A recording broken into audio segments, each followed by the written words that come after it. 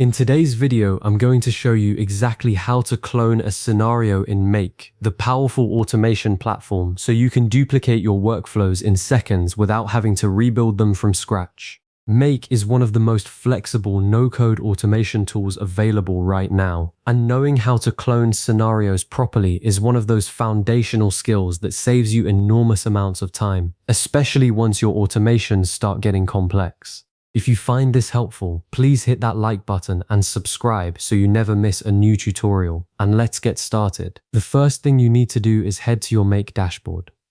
Once you're logged in, look at the left-hand sidebar and click on Scenarios. This is your central library. Every automation you've ever built lives here, and it's the starting point for almost everything you'll do in Make. Take a moment to get familiar with this view if you're newer to the platform, because you'll be coming back here constantly. Now find the scenario you want to duplicate. You don't need to open it to clone it, which is a small but genuinely useful detail. Next to the scenario name, you'll see 3 dots. That's the options menu. Click those 3 dots and you'll get a short drop-down. Select clone from that list. If on the other hand, you already have the scenario open because you were reviewing or editing it, you can clone directly from inside the editor too. Just look for the Options button in the upper right corner of the diagram canvas. Click it and choose Clone from there.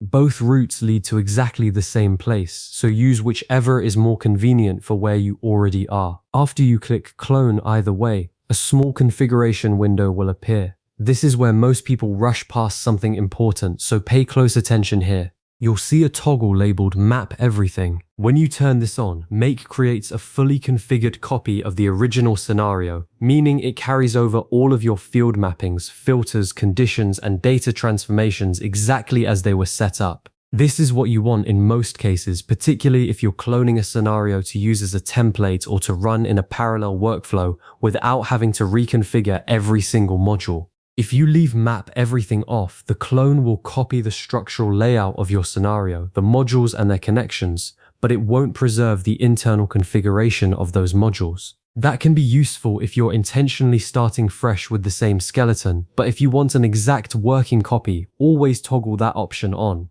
Once you've made your choice, click the Clone button. Make will process the duplication and your new scenario will appear in your All Scenarios list. It will be named Copy of, followed by the original scenario's name. That naming convention is your signal that the clone was successful. From here, you can click into it, rename it to something more descriptive, and start adapting it however you need. It's worth renaming clones right away. If you end up with several copies over time, a list full of entries starting with copy of becomes genuinely hard to navigate. Now let's talk about the alternative approach, because sometimes you don't need to clone an entire scenario. Maybe you've built one particularly clever piece of logic, a filter, a data transformation chain, a sequence of HTTP request modules, and you just want to lift those specific pieces and drop them somewhere else. Make lets you do exactly that at the module level, and it's one of the more underused features of the platform. To copy a single module, right-click on it directly on the canvas. A context menu will appear, and you'll see the option to copy. Once you've copied it, you can paste it right there in the same scenario.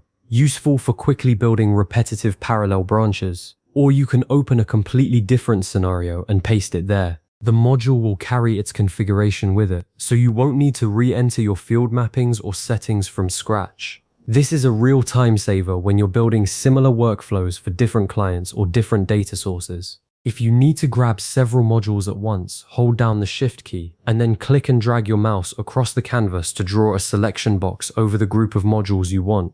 As you drag, you'll see them highlight. Once you've got the right ones selected, right-click on the highlighted group and choose Copy Modules from the context menu. Then paste them wherever you like, same scenario or a different one entirely. The connections between those selected modules will come along with them, which means you can grab a whole subflow and transplant it without having to rewire everything manually on the other end. One best practice tip before we wrap up. Before you clone a scenario that's actively running on a schedule, check whether the clone inherits the scheduling settings. In Make, cloned scenarios are created in an inactive state by default, which protects you from accidentally triggering duplicate runs. But it's good practice to verify that before you activate anything, especially if the original scenario is posting data to a live system, sending emails or modifying records in a database. A double run in those situations can cause real headaches. And that's the complete picture of how to clone a scenario in Make, from the quick 3-dot method on your dashboard,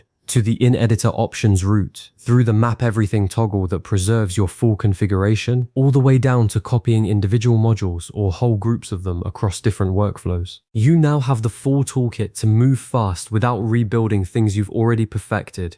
Save this video and come back to it whenever you're setting up a new automation family or migrating logic between projects. You'll find these techniques useful at every stage. See you in the next one.